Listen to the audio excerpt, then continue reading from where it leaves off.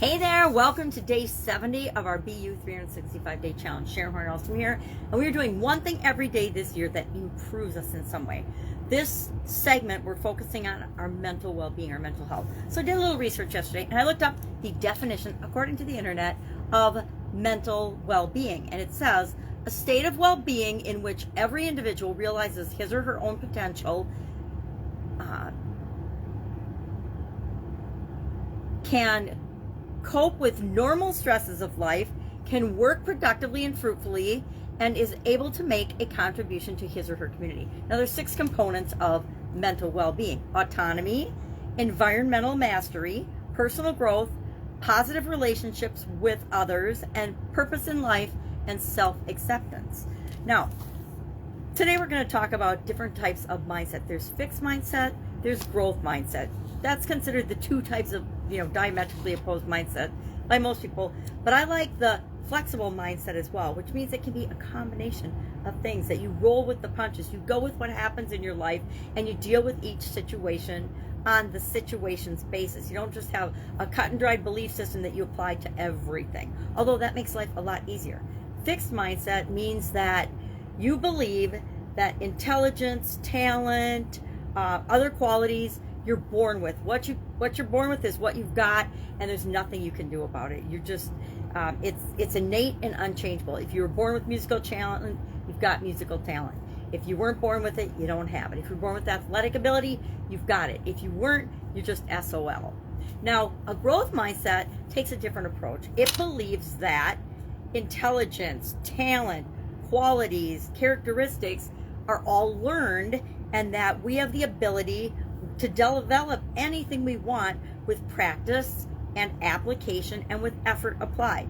I am more of a growth mindset believer than a fixed mindset believer. I have changed so much and done so much and seen other people do the same and have massive transformations that they're like an entirely new person. So I don't believe that we're born, and I do believe we're born with certain talents, but for a long time that belief held me back, because I thought, well, geez, I wasn't born with any special skill or talent, therefore it's harder for me to succeed. Then I decided, well, it's a lot easier to believe that we can create and develop in us whatever we want if we choose, if we put in enough work, effort, time, energy, study, if we have enough desire to become or create something, we can do that. And flexible mindset, again, is depending on what happens in our life, and a whole lot of stuff happens in our life, we will choose whether we're going to stick with our usual way of doing something, our fixed way, traditional patterned way of doing something, or if we're going to be open to, we talked about being open-minded and closed-minded yesterday, to the possibility of a different choice, a different alternative, a different path. Now, there's 7 ways that we can develop cognitive or mental flexibility. I'm just going to share those briefly, and then what we're going to share for our action item today is we're going to share what type of mindset do we currently have, and what is the positive, what's in it for us to have that mindset. When I had a fixed mindset, I didn't even realize that there were other possibilities. I just thought that's the way life was. So we're going to share what is our current mindset. It doesn't matter what it's been in the past, doesn't matter what it'll be in the future. It's what is it today, day 70 of our challenge. What is your current mindset? If it's fixed, it's fixed. If that's all you've ever known, that's all you've ever known. And the advantage to that is that it's kept you growing and safe, and where you are, that you would be a part of this challenge today. If it's flexible or growth mindset, what's in it for you to have that type of a mindset? So what are 7 ways to develop more cognitive flexibility? Number 1, we want to alter our everyday routine. Now, I am a lover of routine, and I go to a lot of work to treat myself as my own science experiment to figure out what routines, what processes, what systems in my life and in all the different areas of my life work best for me. But there's a lot of people that don't ever think about the things they do or why they do them. They just do them because they've always done them that way. I was having this discussion with my son-in-law last night. He was talking about his job, and we were talking about how many people have preferences of the way they do something, not because it's the best way necessarily, but because that's the way they've always done it. And some people are open to seeing other ways. Other people are, no, this is the way I do it. This is the way I want you all to do it. This is the way we do it.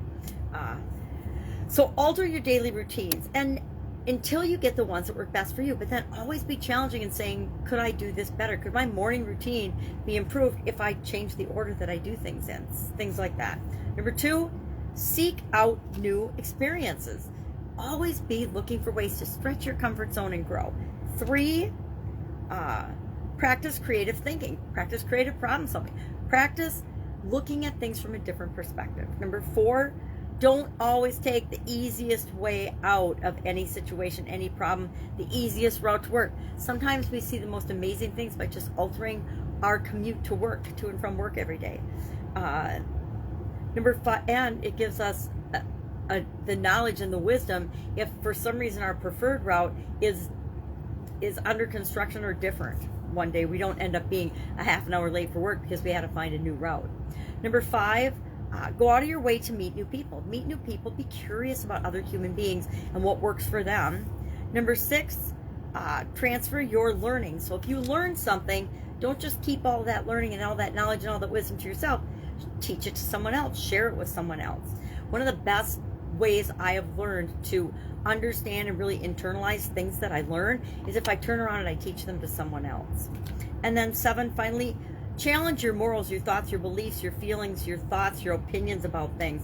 Just because your parents believed it doesn't mean you automatically believe it. We are leading very different lives than our parents did. Just because your kids believe something doesn't mean that you believe it. Although, yeah, I stand by that statement. So today, fixed or growth or flexible mindset, which do you think you have right now, and what's in it for you to have that? How has that benefited you? What's the number one benefit to you of having that mindset? When I was in a certain relationship, it benefited me to have a fixed mindset and stick in a very narrow range of thoughts, feelings, and behaviors. But once I got out of that relationship, I was definitely more of myself in terms of being flexible and a growth mindset. That's it. That's our challenge for today. Any questions, ask. Otherwise, I'll be with you tomorrow. Have an absolutely amazing growth, fixed, or flexible day. See you tomorrow. Bye.